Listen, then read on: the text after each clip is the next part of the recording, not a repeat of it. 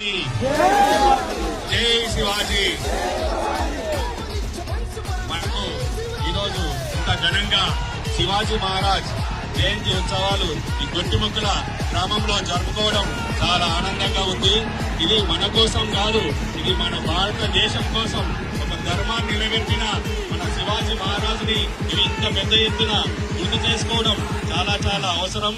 ఎందుకంటే ఎన్నో రకాల విదేశీ రాజులు మన రాజ్యాన్ని, మన దేశ ప్రజలని పీడించి ఎన్నో రకాలుగా దోచుకున్నారు.